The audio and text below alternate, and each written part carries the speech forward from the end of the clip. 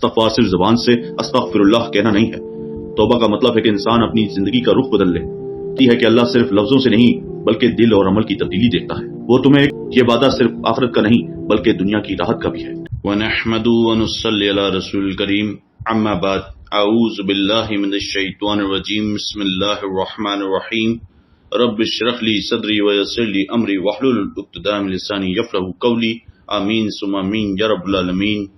سامعین، آج ہم سورہ ہود کی تیسری آیات کو تفصیل سے پڑھیں گے اور اس کو سمجھنے کی کوشش کریں گے۔ بسم اللہ الرحمن الرحیم۔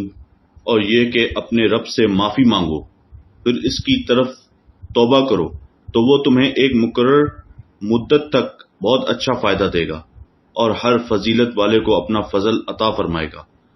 اور اگر منہ پھیرو تو میں تم پر بڑے دن کے عذاب کا خوف کرتا ہوں۔ یہ آیت کی شروعات ہمیں استغفار یعنی اللہ سے معافی مانگنے کا سبق دیتی ہے۔ استغفار صرف زبان سے استغفراللہ کہنا نہیں ہے، بلکہ اپنے دل میں ندامت محسوس کرنا، اپنی غلطیوں کا اعتراف کرنا اور آئندہ انہیں نہ دہرانے کا عزم کرنا ہے۔ اللہ تعالیٰ کے نزدیک سب سے محبوب دل وہ ہے جو ٹوٹ کر معافی مانگتا ہے۔ جب انسان سچے دل سے استغفار کرتا ہے تو اس کے گناہ ایسے دھل جاتے ہیں جیسے کبھی تھے ہی نہیں۔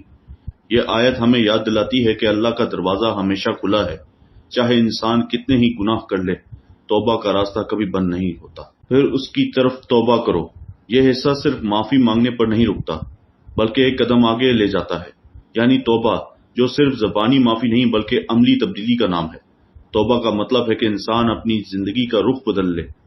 جہاں پہلے وہ غفلت، گناہ یا برے عمل کی طرف جا رہا تھا، اب وہ اللہ کی طرف پلٹ آئے، اپنی راہیں درست کر لے اور نیکی و پاکیزگی کی راہ اختیار کرے۔ یہ آیت ہمیں یہ سمجھاتی ہے کہ اللہ صرف لفظوں سے نہیں بلکہ دل اور عمل کی تبدیلی دیکھتا ہے۔ وہ تمہیں ایک مقررہ مدت تک اچھی زندگی سے فائدہ دے گا۔ یہاں اللہ تعالیٰ ایک دنیاوی انعام کا وعدہ کر رہا ہے، یعنی اگر تم توبہ کرو گے تو میں تمہیں دنیا ہی میں پرسکون، بابرکت اور خوشحال زندگی عطا کروں گا۔ یہ وعدہ صرف آخرت کا نہیں بلکہ دنیا کی راحت کا بھی ہے، کیونکہ جب انسان کے دل سے گناہ کا بوجھ اتر جاتا ہے تو اس کے دل میں سکون، اطمینان اور روشنی اتر جاتی ہے۔ اللہ اس کے رزق میں برکت دیتا ہے، اس کے تعلقات میں نرمی پیدا کرتا ہے، اس کی زندگی میں وہ خوشی دیتا ہے جو دنیا کی کسی دولت سے نہیں خریدی جا سکتی۔ یہی ہے خوبصورت بابرکت زندگی، ایک ایسی زندگی جس میں دل مطمئن ہو، روح پر سکون ہو اور اللہ کی رحمت سایہ فگن ہو۔ سورۃ ہود کی یہ آیت ہمیں 3 عظیم سبق دیتی ہے۔ ایک، استغفار کرو، یعنی اپنی غلطیوں کو مانو اور معافی مانگو۔ نمبر 2، توبہ کرو، اپنی زندگی بدل دو، اللہ کی طرف پلٹ آؤ، نیک زندگی پاؤ، یعنی اللہ تمہیں سکون، بابرکت اور عزت والی زندگی عطا کرے گا۔ یہ آیت دراصل ایک زندگی بدل دینے والا فارمولہ ہے۔